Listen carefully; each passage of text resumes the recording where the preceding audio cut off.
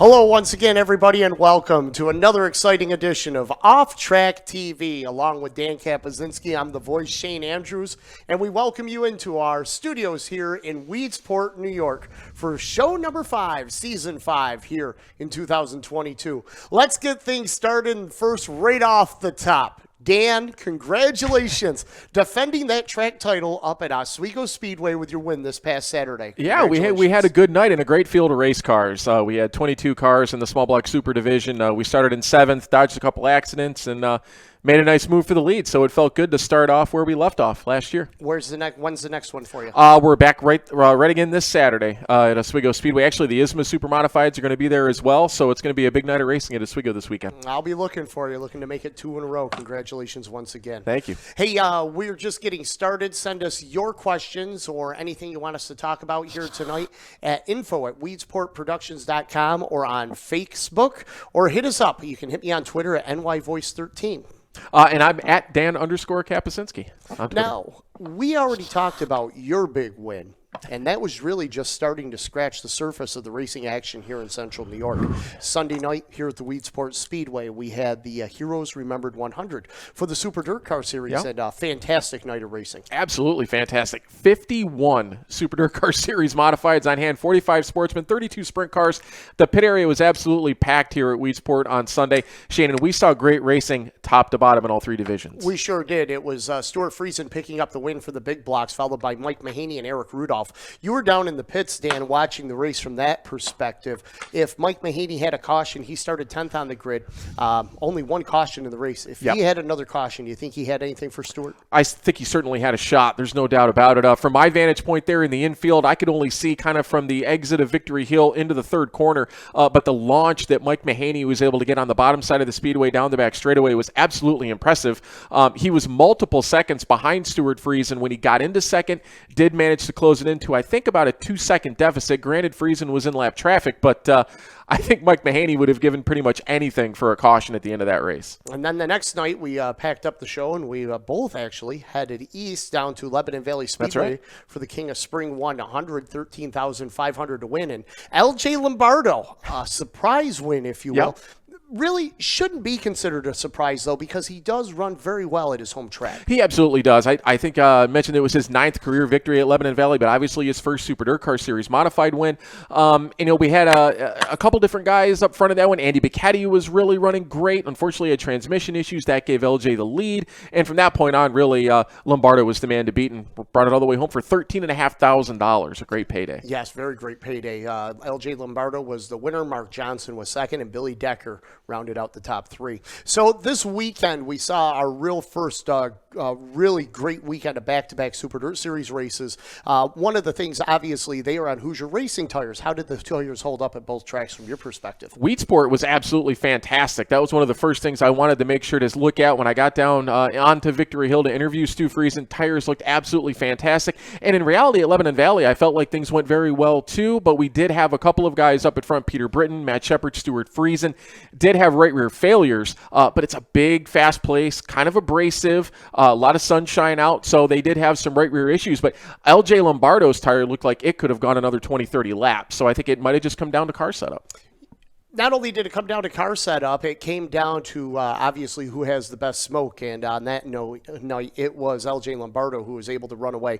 We mentioned Hoosier Racing Tires because we have a very special guest here with us tonight, ladies and gentlemen, joining us from his home. He is the Oval Track Dirt Business Unit Manager for Hoosier Racing Tires. He is none other than Neil Cowman. Neil, good evening and welcome to Off Track TV.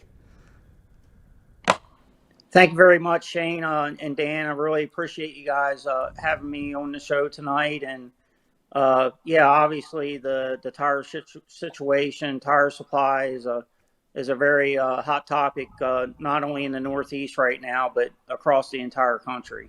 Let's talk about that. How, with everything that's going on in the world right now, we see the price of gasoline, we see the price of diesel, we see the price of racing fuel, tires, the whole ball of wax. We know that there's a lot of factors that go into determining these items, but what's the supply chain been like? How has that affected Hoosier Racing Tire over the last year? Well, as far as the supply chain, and we've been able to acquire the needed raw materials to produce tires. that really hasn't been the disruption for us in production. It really hasn't caused a slowdown.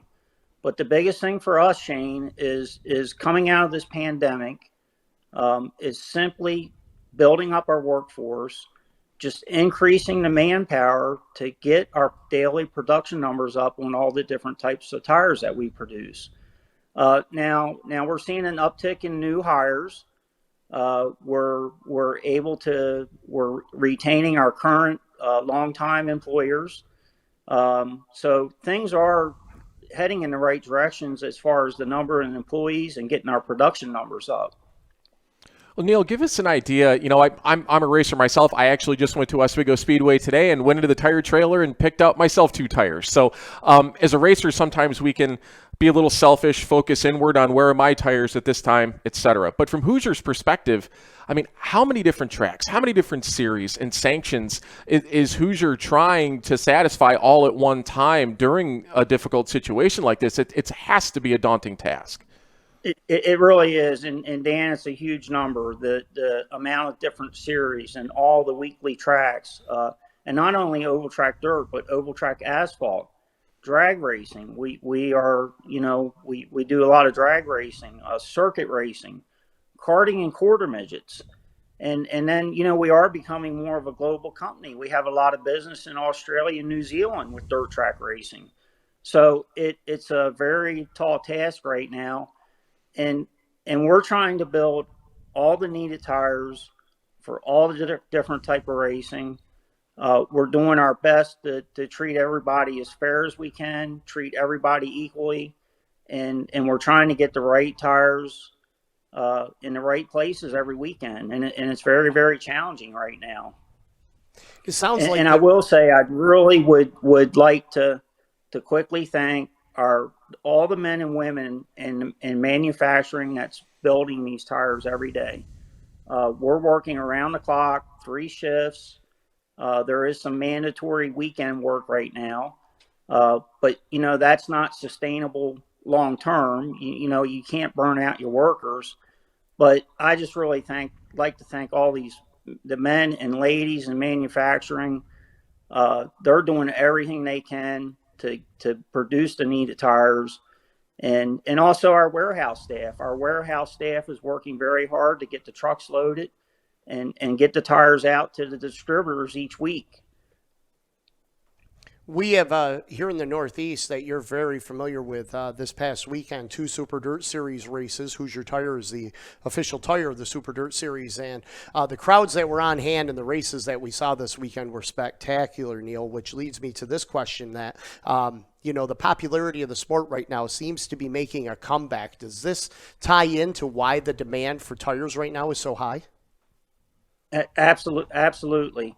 Again, I think coming out of this pandemic, a lot of people still have cabin fever. There's a desire for race fans to get out and watch races, but there's a real desire for these competitors to get back on track and race. And I personally, as long as I've been around this industry, I think right now today, I think racing in our country is at an all-time high as popularity. And especially oval track dirt racing, everything from karting to quarter midgets to micro sprints, midgets, you know, our Northeast modifieds, super, you know, the late models, sprint cars, everything. There's just such a demand. And I think part of it is really due, some of it because the NASCAR owners are allowing their drivers to go out and moonlight and do what they love to do. Kyle Larson, Christopher Bell, Chase Briscoe, Ricky Stenhouse, Stuart Friesen. I think that's a huge asset, him coming back and racing dirt whenever he can. I think that is just really helping the popularity of our sport in our country. And the car counts have been tremendous. You know, going back to the beginning of the year, the Tulsa shootout for micro sprints, during Christmas, over 1,600 entries, a new record. The Chili Bowl, 381 entries, a new record. I look at the opener at Albany, you know, Lyle's track. There were 175 cars on site between modified Sportsman, pro stocks and street stocks. So, you know, I can name example after example like that. And you guys touched on it at the top of the show about the car counts last weekend. So there's just such a demand right now for racing.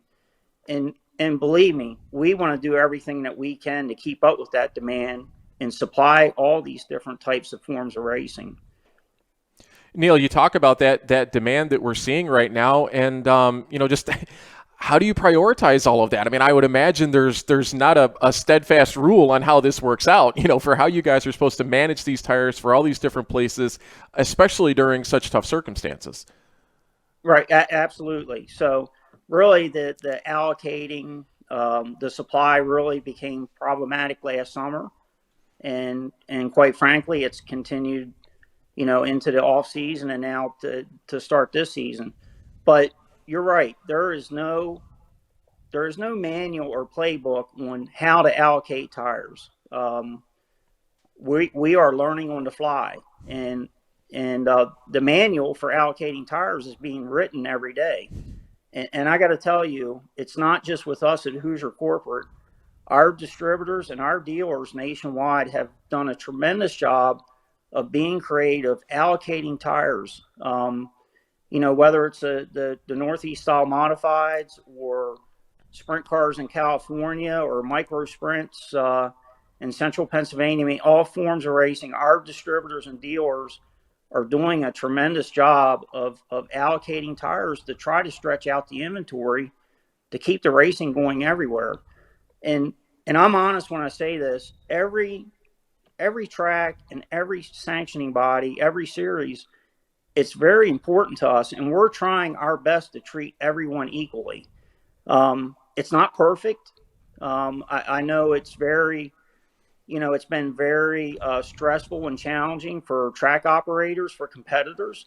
I mean, I get it. I know that our Northeast Modified guys, they raced Weedsport and Lebanon Valley that you guys mentioned. They would love to go to their local dealer during the week, get whatever tires they need, get them prepped and get them ready for next weekend. And that's something that they're probably not able to do right now. Or if they are able to acquire tires, it's very limited. So it's no different than going to the grocery store. When I go to the grocery store, I expect to get what I want. And if I can't, you know, it stresses me out and I get upset. Right. And I'm sure it's the same way for racers. You know, they want to be able to go to their local dealer, get what they need, get it prepped, get it ready. And so I know it's very challenging right now, but I just can't, you know, again, just thank the track operators, the competitors, our distributors and dealers for working together. Because if everyone works together, you know, I feel like that we can keep things going. But it's going to be a very, very challenging summer. I'll be honest with you. Well, Neil and Shane, I mean, I can speak this specifically with just the work we've done at Oswego Speedway, you know, the small block superclass. The tire rule there is literally sort of changing by the week, but the track, the distributor does the best thing they can do to make sure that the racers are getting their tires when they can get them and at an equal value, and it's working out quite well. And that's a testament to Hoosier as well in working with the tracks in that manner to make sure that we're all, at the end of the day, as much as we can be on the same playing field. Yeah, absolutely. And what you mentioned, changing on the fly, not only allocating the tires, the number of tires that competitors can get at each Correct. event, but changing the compound rule.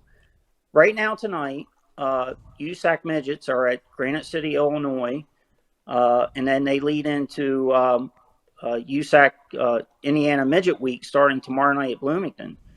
For the first 4 nights of USAC Midget Week, they're going to mandate the firmer SP3 compound for the midgets, and they're going to limit the usage to 1 tire. They're going to mark the tire after qualifying, and then you have to run that tire all night.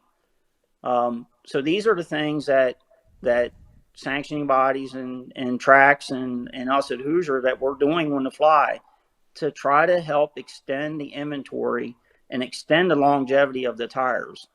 And I'll say that for racers, you know, anything that any of us can do right now to extend the longevity of the tires, reuse tires, resand tires if they're able to. that's only going to help the situation for all of us, big picture. Absolutely. Everybody's going to have to do their own part to conserve and to not so much be creative. We don't want to get too creative because that'll bend some of the rules, but everybody needs to do their part. Neil, before we let you go, I've got one final question for you. You mentioned about the NASCAR drivers stepping away from the NASCAR cars to do a little racing. You're a fan of the big block modifieds up here in the Northeast. If you had your pick to put a NASCAR driver in the seat of one, who would you pick? It's a no-brainer. It's Kyle Larson. I have thought about that for quite a while, and I really would love to see that happen. It needs to happen.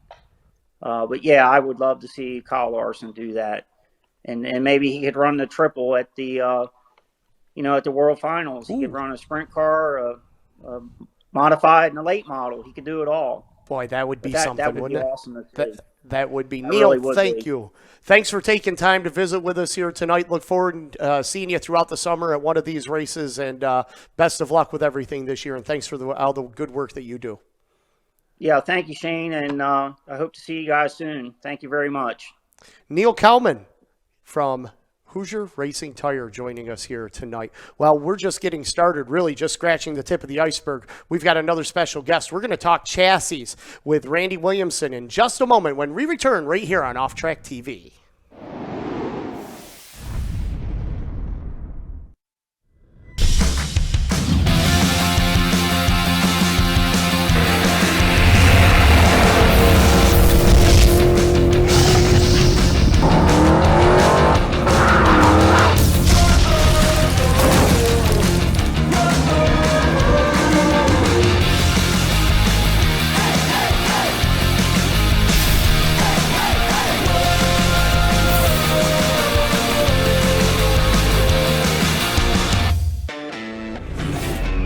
Make way for the first ever Chevy Silverado CR2.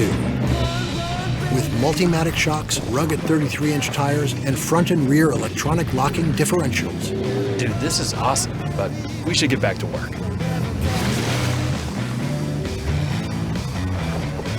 This good? Perfect. If you're going to work remote, work remote. Find new workspaces. See your Central New York Chevy dealers. Our main event tonight, we see multiple lines, draft passing, should be really exciting, so here we go. Oh, this is spectacular. Here in front of a huge crowd in a key race. Hey, Central New York race fans. Progressive American Flat Track is back for an epic event at Weedsport Speedway in Weedsport, New York on Saturday, July 2nd. Get your tickets now at AmericanFlatTrack.com.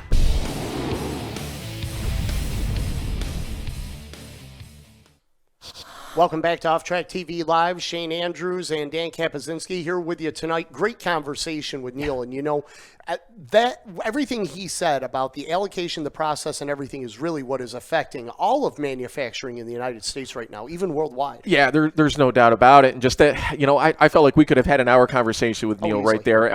You know, all the questions that come up in a situation like that. And I think I hope racers, you know, down the road take an opportunity to listen to that interview. And there's a lot that goes on behind the scenes, and you need to be able to see things from both perspectives. Absolutely. You know, drivers need to be able to see it from the opposite side of the spectrum. And it's a very tough situation that Hoosier, American Racer, any of these tire companies are in right now. And like you said, manufacturing across the board. And we want to bring in another a great mind, a very knowledgeable mind, not only in business and in racing, but also all things in the world. He is from Bicknell Racing Products, and it's our pleasure to welcome in Randy Williamson to the show here tonight. Hello, Randy. Welcome to the show. How you doing? Oh, having some technical difficulty right now, but we'll get Randy into the show. Obviously, Randy very busy throughout the year building chassis up there with the Bicknell Racing Products team, and his son, Matt Williamson, series champion for the Super Dirt Car Series. That's right, and really, you know, the Bicknell team really making a steady rise here in the last handful of years. A lot of the different big teams having made the switch over to Bicknell, but, you know, one of the things I want to talk to Randy about, too, is also the parts side of things that Bicknell Racing Products does because a lot of the guys at Oswego Speedway, a lot of the front end parts on the super modifieds, etc., all come out of that Bicknell camp. So there's a lot of different things that Bicknell works on aside from being a tire dealer at the same time. Absolutely. And also something that we want to talk about with Randy as well is that they are located in both the United States and in Canada. Exactly. Which also poses some issues for the supply chain. And how do you get those parts and those pieces to the racers and to your distributors? Yeah, exactly. It's there's issues on both sides of the camp, no doubt about it. Fortunately, we're trying to work through a little bit of those hurdles here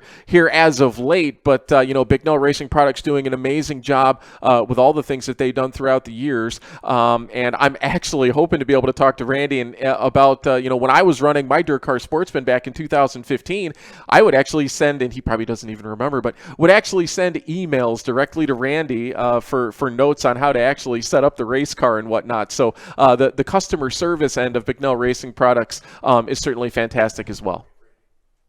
Well, we're going to shift gears for just a moment. We're going to take a look at, do we have Randy now? Hey, Randy, good evening. Hi, guys. How are you tonight? Hi. Well, I'm here now. Excellent. I got a text message from Mike Payne. He was texting me, and for some reason it lost the connection there. That's okay. Mike was just a guest on our show here a couple of weeks ago, so we'll give him a pass on that one, all right? Yeah, perfect. Great to have you on here tonight. Thanks for taking time out to join us. Randy, this whole world, everything that's going on, the craziness right now with the pandemic, supply chain and everything, this and that. Bicknell Racing Products, very successful in the chassis building process for big block modifieds, 358s, and Sportsman. How have you guys been handling all this? What's been the focus? What's been the game plan? How have you been keeping forward with all this?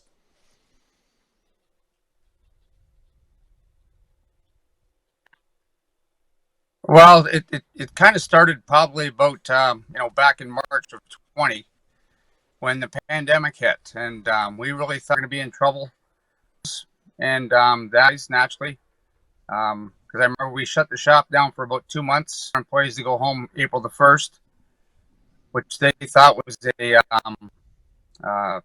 April Fool's joke. And long story short, we ended up Pete, Bob, myself, my wife Tracey. We had Teddy and Dana Curvin come in, just trying to control the inventory and thinking that we were going to be running, inventory counts down. And that kind of took us for a loop because 2020 season, it went the other way, and we actually sold more cars than we did in 19. So in the tail end of 20, we realized that if it happens again, we got to make sure we can touch the materials. So, you still there, guys? Oh yeah, we're right here. So, Randy, going forward after... You still hear me? Oh yeah, we still have you. After selling that many cars in 2019 and then falling, we get into the pandemic and everything. Okay, sorry guys, I don't know if you're offline. But what happened in the tail end of... Having some technical difficulties here. The border is open. Unfortunately, the Wi-Fi hasn't quite caught up with the rest of the border, allowing us to get in and out to be able to talk to Randy. We're going to keep working on that issue, but Dan, well, there he is. That's the thing. The pandemic kind of hurting as people at the tracks and that, but.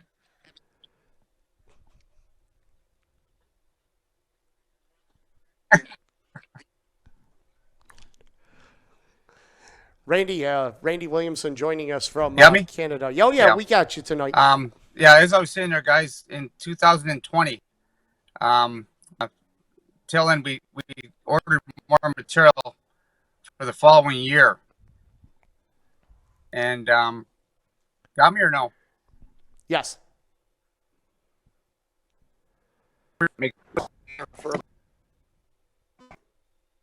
I think we lost him. Yep. Yep, I think we lost him that time. Well, we will keep trying to get in touch with Randy. But Randy's going to have some good insight. Listen, if we can't make it work here tonight, we will get him back on the show. I can promise you that, because he's got some great insight and obviously one of the sharpest minds in racing. Yeah, and from all different aspects of it, you know, from being a car builder, Matt Williamson, of course, as you mentioned, Shane doing his racing, and just being the co-owner of Bicknell Racing Products top to bottom. There's not many men or women out there that have that kind of touch on that many different aspects of the sport all at one time. Oh, absolutely. And let's throw in the fact that he was also a track owner at one time, too, yes, at the Merrittville Speedway. So many different hats. And when you have your finger on that many different pulses in the industry, it gives you some very interesting insight. Absolutely. So it's always great to have a conversation with somebody like Randy, for sure. I think we may have Randy back. We'll try him again. Randy is still out there. We're waiting for you. We can hear you loud and clear. Yeah, I've moved location now, so hopefully we can get back here. I'm in the country, and that's where we live, out in the country. So naturally, sometimes the Wi-Fi is not that good out here.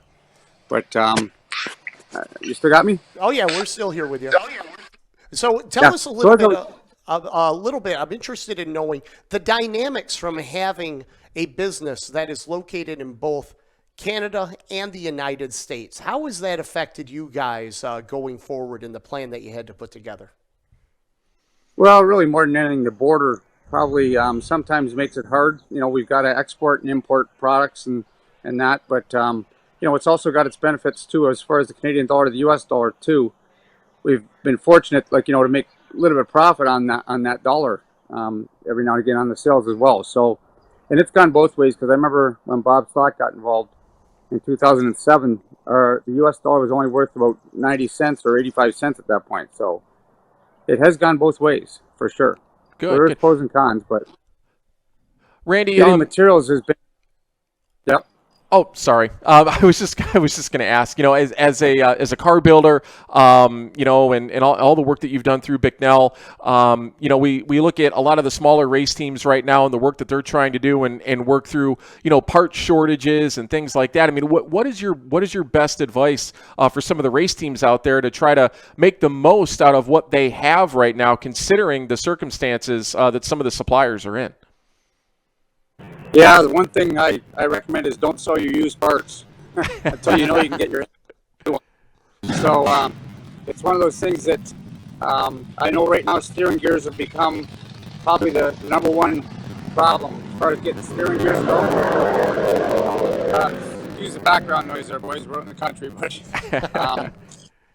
getting steering gears right now is probably the hardest thing right now. You know, we had profile steering gears there, and they pretty well stopped production, I think probably almost a year and a half ago.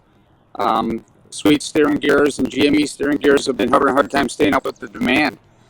So we've been recommending to our customers not to in turn sell their cars or their parts until they know they can actually get some. So, you know, right now on the other products, rear ends, transmissions, bell housings, you know, tubing as far as our cars go, we've got a year and a half supply of tubing now for next year as well. So we're in good shape. Awesome. Yeah, fantastic. Yeah, you have to plan ahead that way in order to meet not only the trials and tribulations that we're experiencing, but also for the demand, as your race cars are very popular, as we see at the races each and every night that we're at any dirt track in the Northeast. As a consultant, from the consultant portion, not being able to get across to the United States where a lot of your consumers are, how did you handle that through the pandemic? That was certainly tough. You know, even emotionally on me, not seeing my friends and my family, my racing family, was tough. I remember last year I went down, finally got down to Lebanon Valley Speedway at the end of the year, and seeing, you know, all the racers down at the valley was really nice to see them.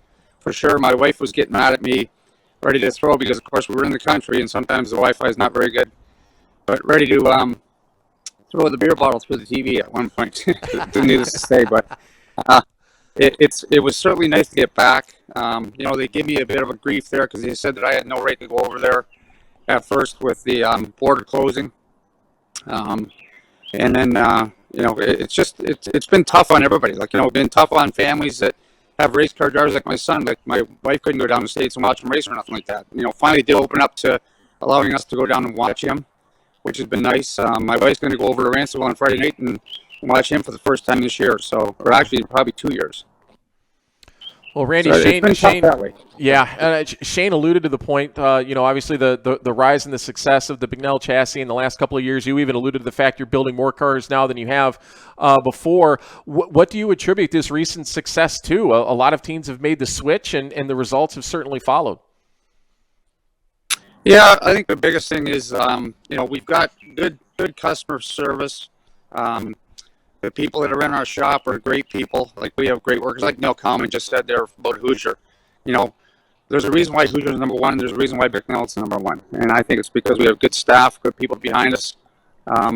Naturally, when Pete and myself started BRP back in '88 with another fella, Kenny Beauplant, we had service in mind.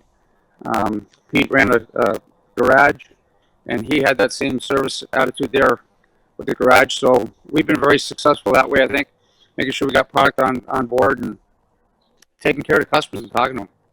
Well, and Shane, I can attest to that personally, and Randy may not even remember this, but when I was driving Jason Simmons Sportsman, this was all the way back in 2015, I had never raced a dirt car before, had no idea how to set one up, nothing else. I found Randy Williamson's email on the Bicknell website, and honestly, Randy, I didn't even know who you were. And I'm like, okay, well, it's Guy Bicknell. I didn't even know he was a co-owner of Bicknell. I had no idea who I was sending my email to. Hey, I'm going to go to Canandaigua. I'm going to go here. I'm going to go to Syracuse. Can you give me any help? And sent me setup sheets. And that is exactly what I put in my 2013 Bicknell, right to the T. Went there, time trial 13 fastest out of 100 cars and finished 12th. And I will tell everybody until I'm done that it was the customer service that Randy replied to my email, sent me what I needed, put it in the car, and it worked. So I can surely attest to that, Randy.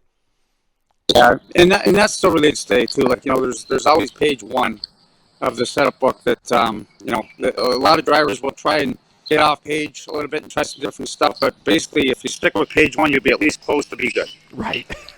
And Randy, when you're offering service like that, especially when we've hit a time with these pandemics where the supply chain, we're trying to get parts and get pieces, when you have that customer service reputation behind you, I'm sure that it's probably helped ease the pain in having to explain some of these issues to your customers.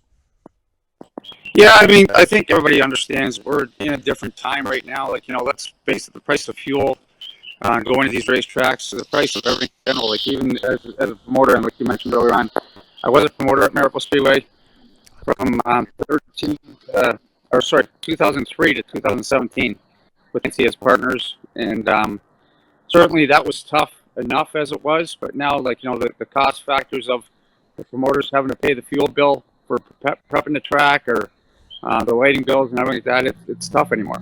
So they're doing their best. We're doing our best up here. Hoosier's doing their best. Like, even the people that run dirt motorsports, it's costing them all more money to get everybody to racetracks and motel rooms and all that. Well, Randy, we appreciate you taking time to visit with us here tonight. Thank you very much for everything you do in racing. We look forward to seeing you down the road, and I'm sure we'll see you at a race real soon. Oh, for sure, Shane. Thanks, Dan, too, as well. And anytime you guys need help with your cars, let me know. I'll set them up. Sounds good. Do you have a setup package for a 2016 Toyota Tacoma? Page one. Stick to page one. We'll work on it for you. Okay. All right. Thanks, Randy. Randy Williamson, Hey, Bicknell Racing Products, here with us tonight. I'll tell you what, great insight, great information as always, and to share that knowledge with everybody, it's invaluable. Yeah, I go back to that story all the time with people that want to hear it, and I was still impressed, and I'm impressed to this day, and that's a reason why Bicknell does what it does. We are not yet finished, so don't go anyplace. We have another guest joining us here tonight on Off Track TV when we return.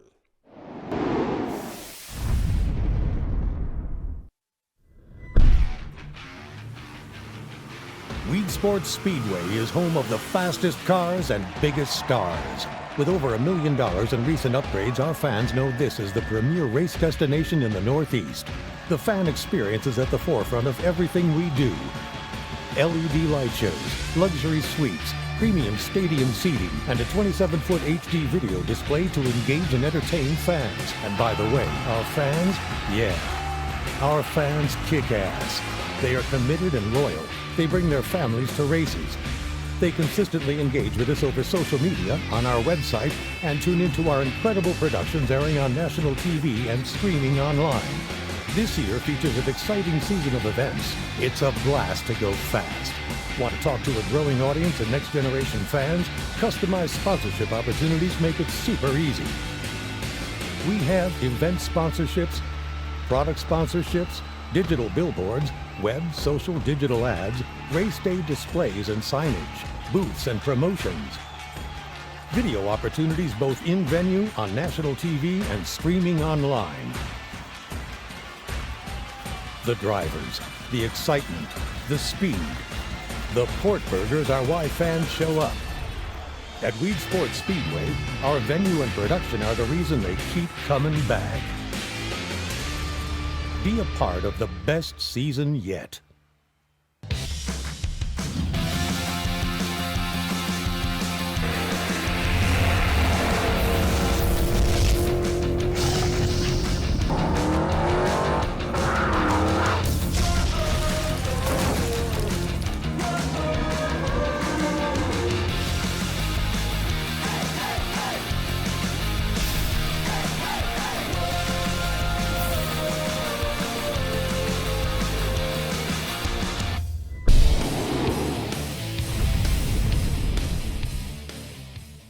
Welcome back to Off Track TV. Shane Andrews, Dan Kapazinski alongside here tonight. Dan, our next show is a good one. It's not that they're all of them are good ones, right? But this one's even extra special. Why? Because we're going to be broadcasting from the Short Port on June 23rd. That's right. It'll be our first of three Thursday night Thunder shows that we're going to be having at the Short Port on Thursday, June 23rd. We're going to start racing at about 7:15, and Shane will be out there to enjoy the sights and bring the show, and I'll stop down when I can in between my race director and scoring duties all at the same time, but we're looking forward to having a good field of kart racers out there that night. That's right. Thursday, June 23rd, 8 p.m., Facebook Live right here for our next edition of Off Track TV.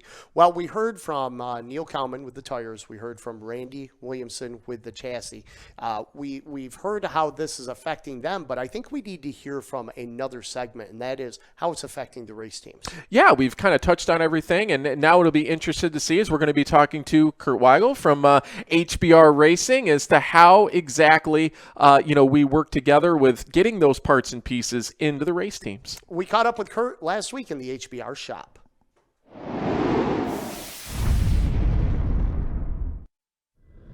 Kurt, first and foremost, welcome to Off Track TV. Thank you for taking time out of your schedule to be with us. My first question to you is this.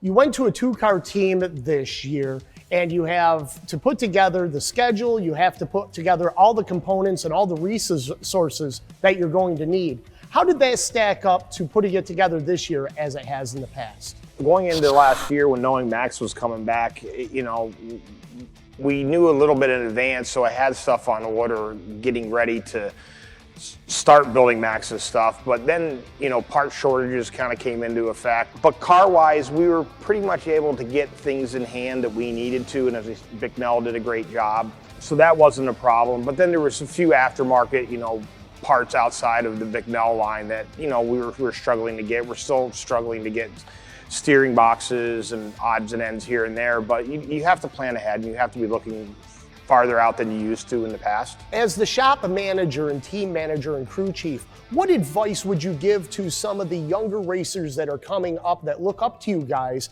on how they should prepare and how they should put things aside to be able to make sure they have the resources to race? You got to look at where you're racing and how much traveling you want to do. And you say if a guy's racing right now just weekly and he's not running the series and he's saying he wants to go to Dirt Week this year and that's his goal, I think he needs to start looking now at Dirt Week and putting, his resources towards that, but don't hurt his weekly program. Right now, cost of diesel is $6.50 a gallon, which is not cheap to be able to get a race team up and down the road, no matter the size.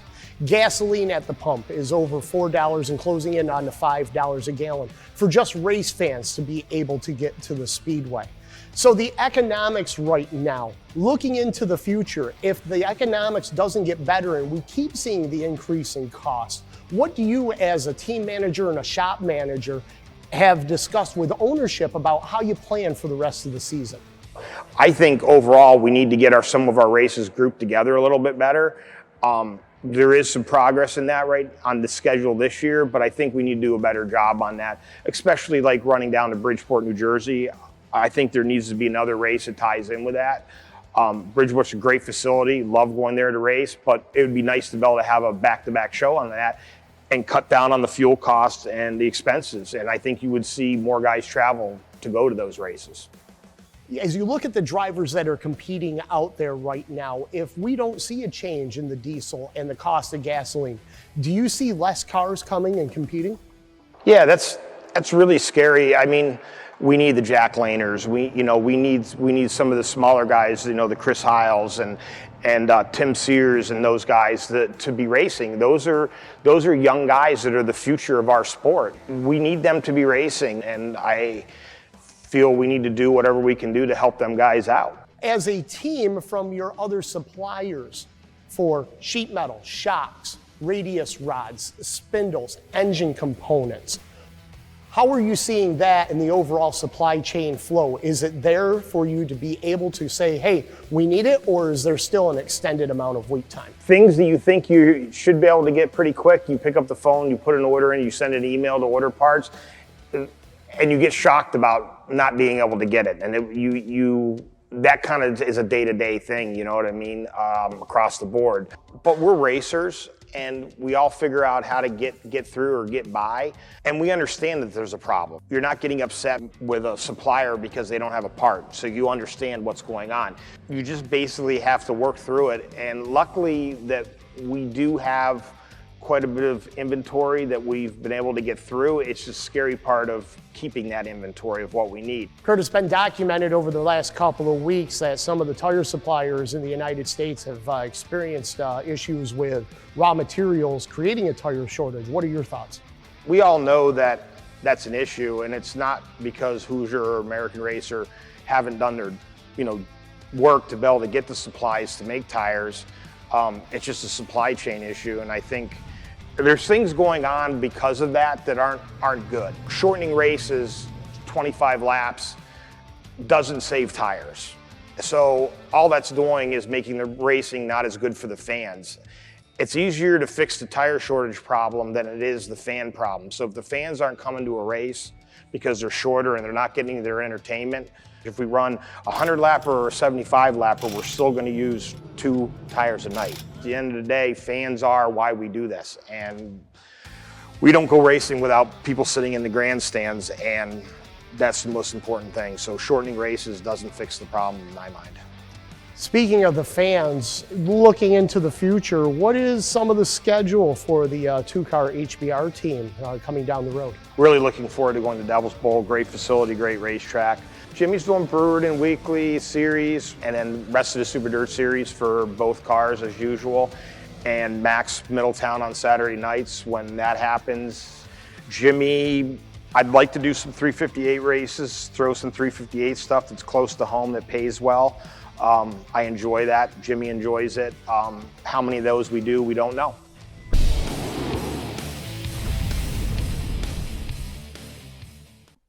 Some great perspectives here tonight, Dan, from 3 very knowledgeable individuals and 3 different facets of the industry. With years and years of experience. Kurt's, I think, up and over 20 years now with HBR alone. So the things that he has seen top to bottom and working with these race teams, Neil, his work with Hoosier, Randy at Bicknell. Really an interesting show, Shane, top to bottom, as you said, to get all those different outlooks. Absolutely. And it's our goal not only just to talk about racing, but also to give you an idea of what's going on behind the scenes and how some of this stuff affects all of us, not only as those that are deeply involved in racing, but also as race fans. Dan and I are race fans, just like you are watching at home, and it affects us as well. So we like to know what's happening and what's going on, and what can we do to help make things better. Exactly. And I think at the end of the day, as hard as it can be sometimes to look at it in the present, this is going to make the industry as a whole stronger in the long run. I think the things that from a business perspective, from a racer's perspective, that we're having to mold and kind of work on the fly and figure out how to stretch these resources out is only going to make us stronger in the long run once it all starts to work back towards the center. We are definitely seeing a growth in our sport of dirt track racing and in motorsports in a general, and we need to ride this wave to the future, and we need to keep it going. We need to keep it strong for little youngsters like Little Caps coming up through that like to go to the races. Yeah, he said, am I going to race in the fall? Oh, boy, it's coming. Oh, boy, yep. Better win a few more races. Yeah, exactly. Well, that wraps it up for this edition of Off Track TV. Don't forget, next time we are on the air, Thursday night, June 23rd, 8 p.m., Facebook Live from the Shortport. Looking forward to that. That's right. Can't wait, Shane. Looking forward to it. A big thanks to Neil Cowman, Randy Williamson, and Kurt Wiegel for joining us here tonight. And for the guys behind the scene, Brett Moses, Artwork, and Don Boshin, thank you very much. For Dan Kapazinski, my name is The Voice, Shane Andrews, saying thank you for joining us. We'll see you next time right here on Off Track TV.